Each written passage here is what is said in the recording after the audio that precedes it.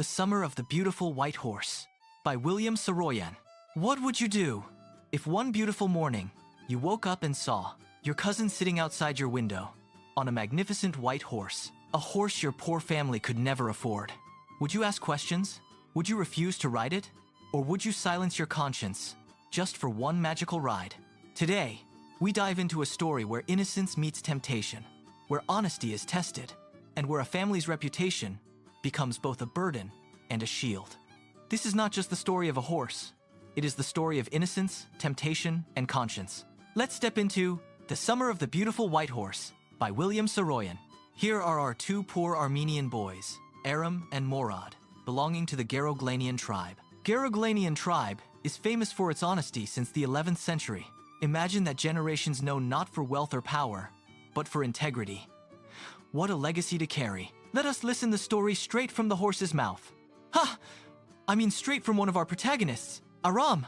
One magical summer morning when I was lost in pleasant dreams, I heard a soft call at my window. There stood my cousin Mourad, wild and adventurous Mourad, sitting proudly on a magnificent white horse. A horse! For a moment, I thought I was still dreaming. How could this be real? Friends, their family was poverty-stricken. They could barely afford daily necessities. A horse was not just expensive, it was unimaginable.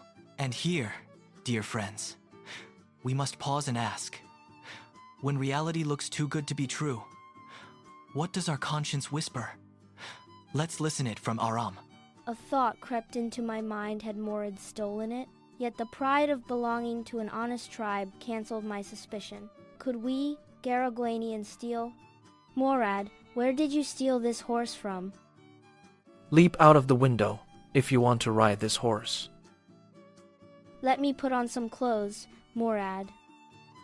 All right, but hurry before everyone in the world wakes up. Friends, did you notice that line before everyone wakes up? Why the secrecy? Aram quickly dressed, jumped out of the window. That year we lived at the edge of town, on Walnut Avenue.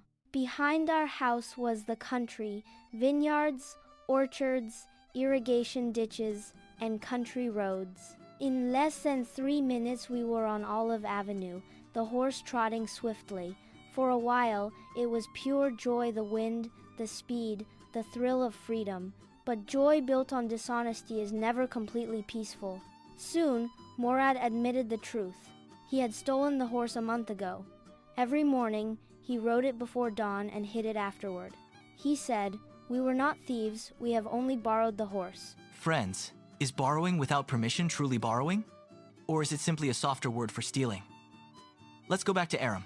Every family has a touch of madness, and in ours, my cousin Mourad carried that legacy. Before him, it was our Uncle Khosrov, a huge, fierce man with thick black hair and the biggest mustache in the San Joaquin Valley. He was so hot-tempered and impatient that he silenced everyone with one booming line. It is no harm. Pay no attention to it. No matter the situation, that was always his response. Once he was sitting at a barber's shop and his son Arak rushed in to tell him, "Dad, our house is on fire!" But Uncle Khosrov simply roared the same words, refusing to be disturbed. It is no harm. Pay no attention to it. We rode together, and my cousin Mourad sang, Get down, Aram. Now, I want to ride alone. "Mourad, will you let me ride alone?" That is up to the horse. Get down, Aram. "Mourad, the horse will let me ride." We shall see that, Aram. Don't forget that I have a way with a horse. Well, if you have it, Mourad, I too have it. For the sake of your safety, let us hope so. Aram, get down now. All right, but remember, you've got to let me try to ride alone. Vazir, run, run. Mourad raced the horse across a field of dry grass to an irrigation ditch, crossed the ditch on the horse, and 5 minutes later returned. The sun was coming up. Now it was my turn to ride. When I finally got a chance to ride alone, instead of running across the field to the irrigation ditch, the horse ran down the road to the vineyard of Garoghlanian, threw me and ran away. Mourad came running for me. I'm not worried about you, Aram. We've got to get that horse. You go this way, and I'll go this way. If you find him, be kind. I'll be near. Mourad, who had a magical connection with animals, so he managed to find the runaway horse. All right, jump on. The whole world is awake now. We'll either take him back or hide him until tomorrow morning. I came to know that Mourad had actually stolen the horse and had been secretly riding it for some time. He plans to hide the horse and tells me to say that we only started riding it that morning if anyone asks. I agree to follow his plan. We hid the horse in a deserted vineyard filled with oats and alfalfa, once of a farmer named Fetvagian. Then we walked towards our home. It wasn't easy to get the horse to behave so nicely.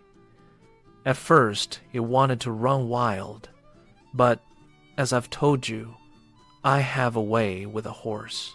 I can get it to want to do anything I want it to do. I have an understanding with a horse.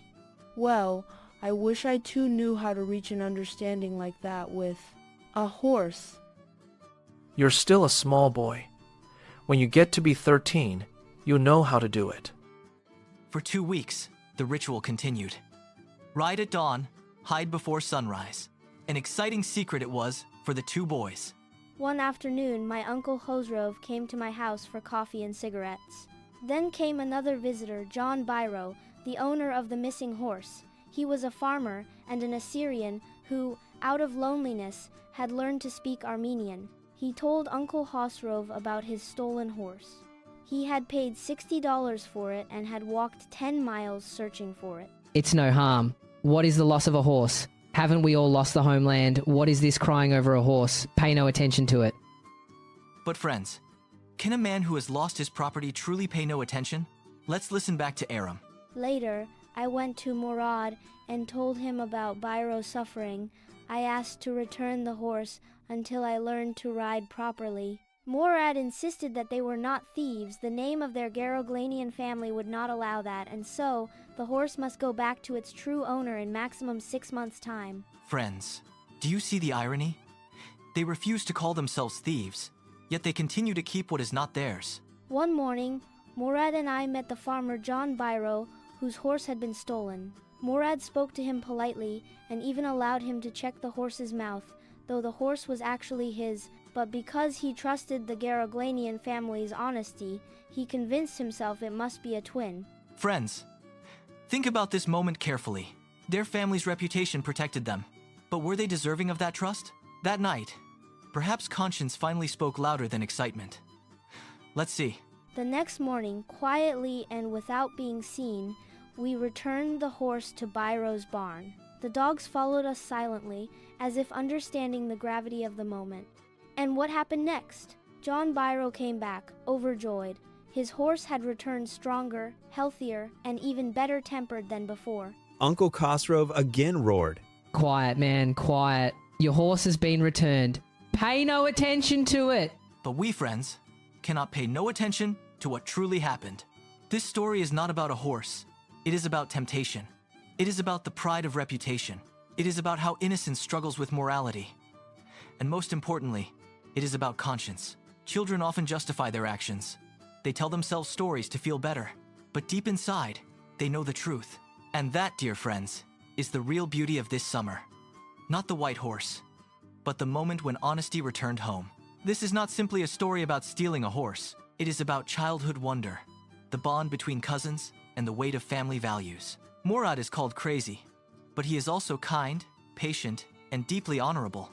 Aram learns that honesty is not just about rules, it is about who you are. The Garoghlanians may be poor, but their pride and integrity are worth more than any horse. And in the end, doing the right thing brings peace to everyone, even Uncle Khosrov. Now pay some attention, hit the like button, and subscribe for more helpful and interesting videos.